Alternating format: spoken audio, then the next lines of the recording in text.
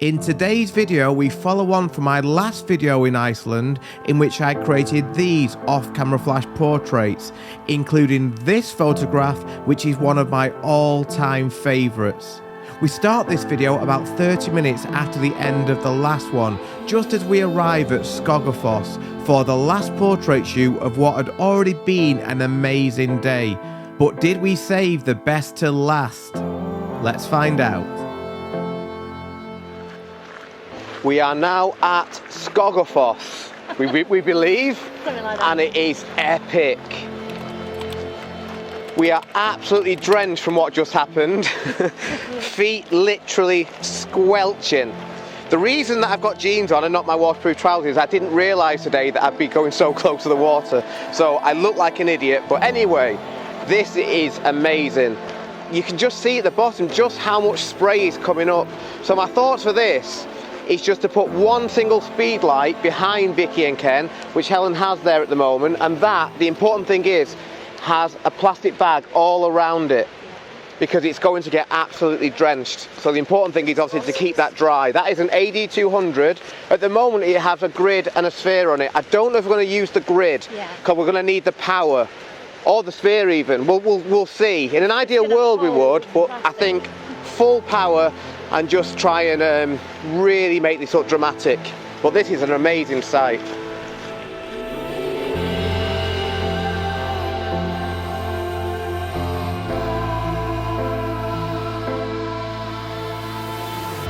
So we're just walking closer to the waterfall now to do a couple of test shots. Helen's going to stand there while we test this out. The spray honestly is crazy. I've not got my camera on me at the moment because I don't want to get too close or it's going to get absolutely drenched in all this spray. Even now I'm, I don't know, 60, 70 foot away, and you can feel the rain, or the spray rather, all over. But the good thing is nobody here. That is amazing. So we're going to turn this AD200 on. That's going to be A. We've only got one speed light for this. Thank you, okay. And I'll put the couple, I think about 20 foot in front. Yeah, they'll be about here, I think. So Helen's going to kindly stand there, and I'm going to take a test shot now. Let's see what it looks like. This is very, very exciting. How often do you shoot in front of a waterfall like this? Amazing. Okay, we're going to do a test shot now on the 135. Oh, I'm struggling for it to be triggering for some reason. So I'm not sure why, but I mean, we're shooting from a long way away here, but struggling to make the speed light trigger. So one thing you can do on the X2T is use the scan function, which will tell you the best channels to use in case of interference. So I've just done that, and it's recommended that I use channel 32. So I'm just going to try that. But yeah, a little tip, if you are ever struggling to get your speed lights to trigger, do use the scan function and see what the best available channel is. Now, I wanted just to interrupt the video just to talk about the scan feature in a little bit more detail because it's really, really useful. So if you've watched my videos, you'll know that this is my favorite trigger, the Godox X2T trigger, and I've used this for all my off-camera flash work for the past couple of years now, and I absolutely love it. One of the great features of this trigger is, as I've just mentioned in the video, the scan feature. So if you are ever struggling with misfires, if you're just struggling with getting your trigger to talk to the speed light, then it may be that the channel that you're using isn't the best in that area. There may be interference. And one of the features of this trigger, the X2T, is that you can scan the area that you are in to try and find the best or the cleanest channel or frequency to use, as I'm just showing you here, and that should clean up any problems that you are having. It's a really, really great feature. It normally takes about 15 to 20 seconds to scan through all the channels, and then it will recommend a number of channels to you, and I normally just go for the first one it suggests. So I'll then change my channel to whatever the trigger is suggesting after the scan function, and change that on the trigger and then on my speed lights, and that should clean up any problems. Just while we're talking about this, though, another problem that you may have, or another reason that you may have misfires on Godox triggers, is that you're using rechargeable batteries. I'm not sure why, but it is far better to use non-rechargeable batteries in triggers like this.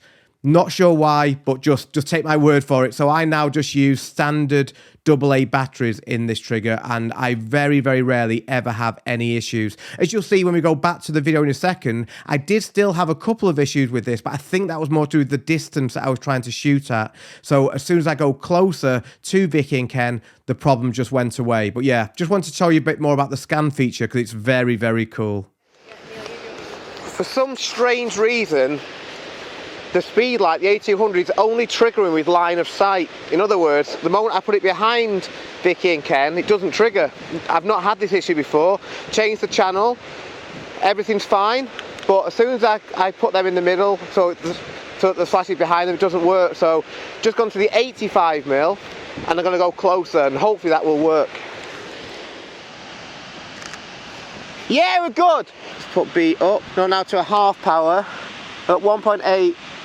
1/800th of a second, and that's cool. But can I be a pain, Helen? Yeah. Just move the speed light now more to just to the side so I can't see it. Thank you so much. The last adjustment we need to make is just to move the speed light because they were in the middle of the waterfall. Big thank you again to Helen, Ken and Vicky for this. This is real teamwork. That's cool.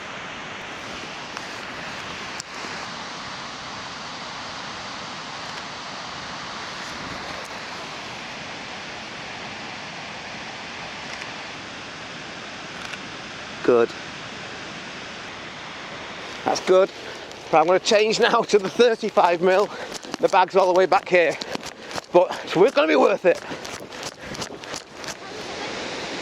Yeah, then I want to come even closer to you as well. Oh, this looks so good.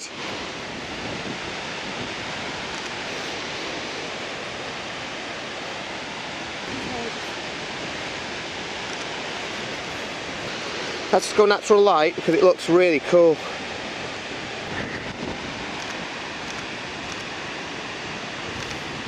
Gonna come even closer to you. That's it, as you are. Can I just scoot you around a little bit this way? That's it, yeah, perfect. Hal, can you just move it a little bit to the side? Sorry, my fault. Just moving the speed light because it's right in front of them at the moment.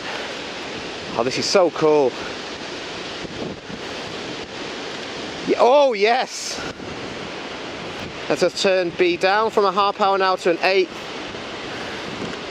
Stunning. One of the problems I had with shooting in so much mist and spray is that my lens ended up getting so wet that it actually struggled to focus. 1 second, I just need to clean my lens. So for the last shots now, we're going to do walking shots. Helen is going to have the AD200 on a light stand, and she's going to walk in front of them. I'm going to shoot it on a 35 first of all, at non-high speed sync, because I want to take a lot of shots, so I don't want to be able to push the speed light too far. So I'm at 200th of a second, f1.8, and my ISO at the minute is on 100, and the speed light power is on 132. Let's see what that gives us. That's good.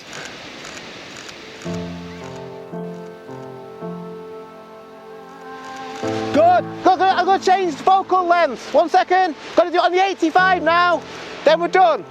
So they were on the 35. Now I'm going to change to the 85mm. Honestly, my feet are soaking. My jeans are dripping wet. Keep on needing to change to wipe the camera lens. But this is so much fun. As a photographer, this is just what you live for. Right, so I've gone to the 85mm.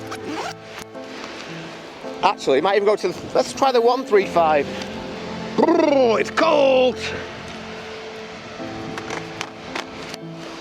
Can you go back a bit, if that's all right? But can you walk across? Good.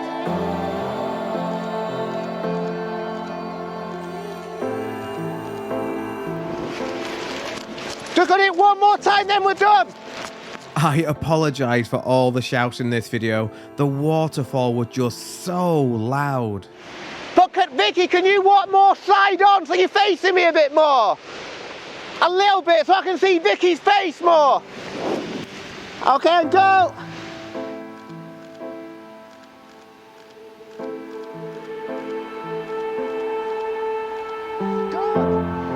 I think we are finished. So I'm going to show on the screen now my favourite photographs from this whole shoot from today. We have done so much, from being up in the sunshine, in the fields, to then the waterfall, to being in the waterfall, behind the waterfall, and then this, Skógafoss. So a huge thank you to Vicky and Ken for inviting me to Iceland. Massive thank you for Helen for helping me so much on this shoot. And as always, if you have any questions at all, please do let me know in the comments and I'll do my best to answer them. But from me and from Skgafoss, we will see you next time.